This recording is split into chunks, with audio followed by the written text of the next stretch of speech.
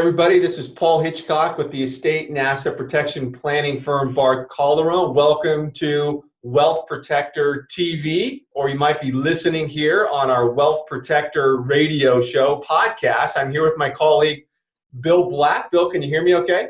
I can. Thanks, Paul. Yeah, thanks for coming. So Bill's got a great background. Bill is one of our business planners here, and Bill is the founder and host of Exit Coach Radio, which is another big AM show broadcast from Los Angeles and a podcast show. And Bill, his entire career has worked with owners, helping them growing the value of their business, exiting the business, and a lot of other things. So Bill, I know you do a ton of workshops and we talk a lot offline. And for this episode here, we want to talk about what you are hearing from owners in the workshops you're putting on, hot button issues. What are they talking about? So let's just jump right into that. Sure, Paul. Yeah, over the last 20 years, I've done a lot of work with business owners, especially those that are saying, I know how I got into this business. I'm not so sure how I'm going to get out of it. And what I find is a lot of them have common issues.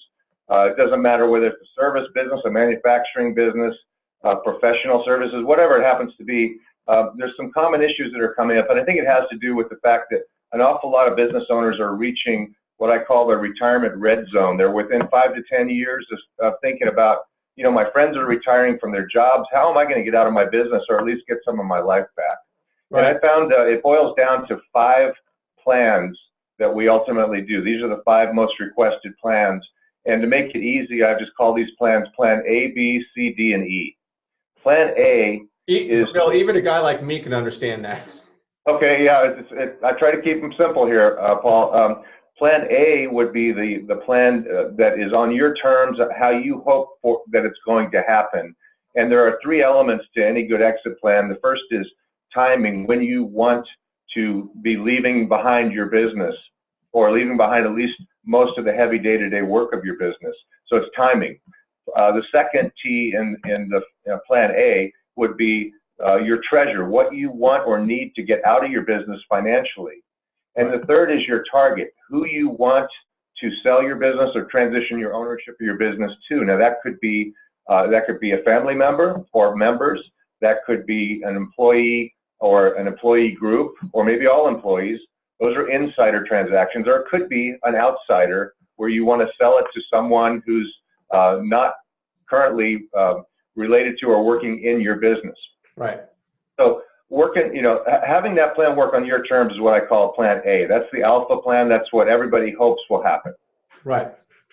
Now from there, we always know whenever we have a Plan A, we need a Plan B, our backup plan. And the backup plan needs to come into play if, let's say, you want to sell to an outsider, but there's no market for your business, or your business is not showing well, or people just aren't buying it, or your key employee decides they want to leave and start their own business, and you're left behind with no plan. So you don't want to get 3 or 4 years into Plan A and then find out things have changed. You want to always have a Plan B for your Plan A. It's very critical. So is the Plan B necessarily always integrated in Plan A? So is it kind of one big comprehensive plan with these different options? Yeah, it's when you think of looking at your GPS, it's that alternative route. That says this one takes 4 minutes longer, but at least it's there.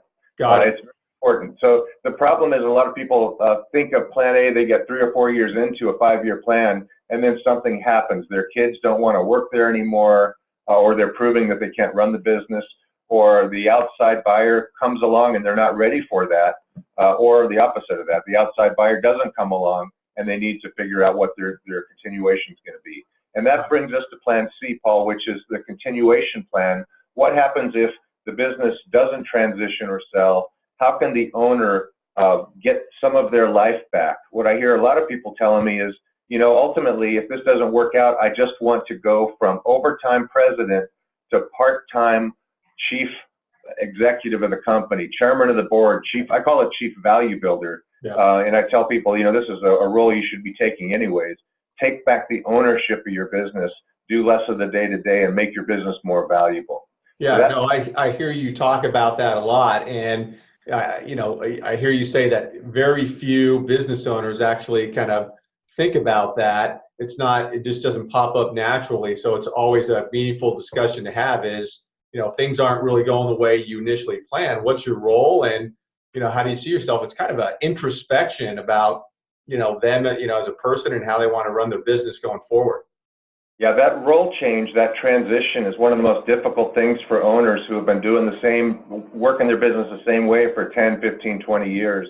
And now they realize they need to do something else to step aside and actually make themselves less meaningful to the day-to-day operations of the business. Because after all, if they do sell their company or transition out, they're not going to be doing all of those tasks that they do.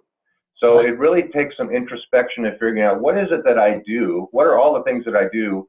And figuring out, what can I get off of my plate now? What should I be moving off of my plate eventually, so that I can act solely as the owner of this business, and perhaps do that on a part-time basis. Those are happy owners that can do that.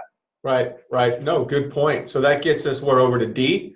Over to D, and D, as you might imagine, stands for disaster, death, disability, all those things that might happen that create a sudden need to transition the business and the wealth of the business.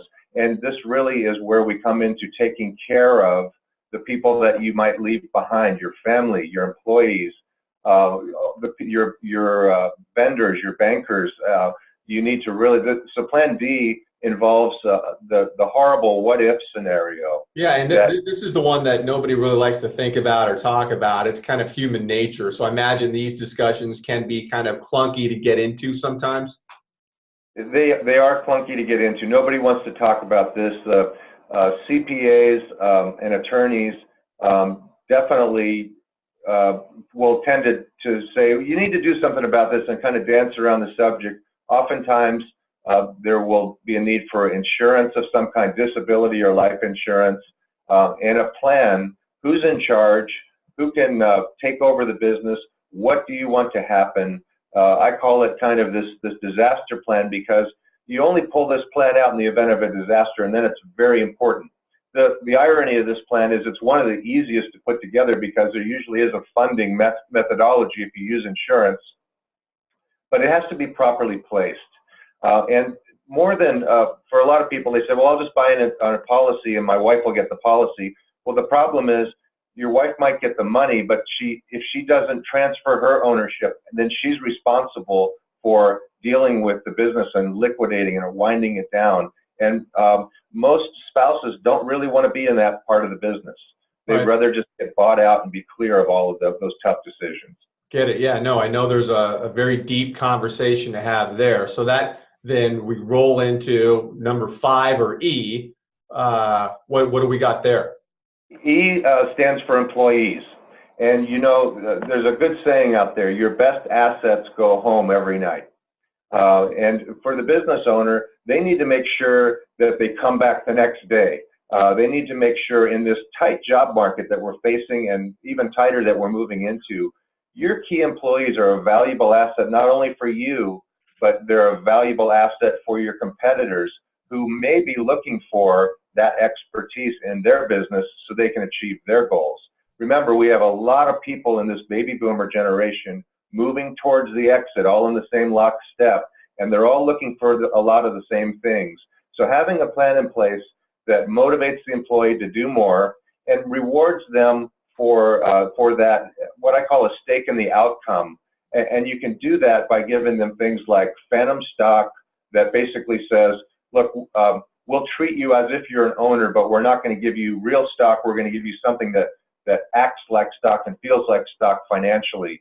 You'll participate in the growth of the company from now on, and at the time you either leave the company or we sell the company, you'll be rewarded at that point. However, if you leave in the next few years, let's say the next 5 to 10 years, you're going to be walking away from some or all of the balance of that plan, and there's your retention mode in there. So these are plans to retain, reward, and even more importantly, I've had a lot of owners say, I really need a plan to recruit somebody over here. I need to give them more than the 401k and the salary and the bonus. I need to cut them in and treat them like an owner, because they're going to be working hard. They're going to be working like owners. Yeah. So there you have it. You have your A plan, which is your alpha or your original plan. your B plan, which is your backup plan, right. your C plan, which is your continuation plan. If things don't work out and you're going to be there, how's your life going to look? Your disaster plan and your employee plan, plans A, B, C, D, and E. And with that, we cover probably about 80% of the concerns that I hear from business owners these days in the various worlds of service, manufacturing. Again, it doesn't matter so much what type of business it is. These are the main concerns I'm hearing these days. Or even size of the business, Bill. Does it really matter? I mean, you're not just talking about you got to have, massive amounts of employees. I mean, it can be small business owners too that these really kind of, come into play. Yeah, for some business owners, they have to realize that maybe there isn't going to be a market for their business because it's so specialized. Let's say if you're a doctor or a surgeon, for instance, and or a CPA and you're a lone ranger, you're probably going to be winding down that business because it was all about you. If you don't start making you can join a bigger group, you can join a bigger doctor group or create a business that's sustainable. But even if you don't, you need to realize, maybe in my situation, the best thing I can do is just start funding my retirement heavily now so that when I wind down, I can liquidate, close the doors, and not have to worry about an unrealistic sale of a business that was all about me. Great, Bill. Really great stuff. Everybody who's listening, thanks so much for joining, and we'll see you next time. Thanks again, Bill. A pleasure, Paul. Thank you. Right. Yeah.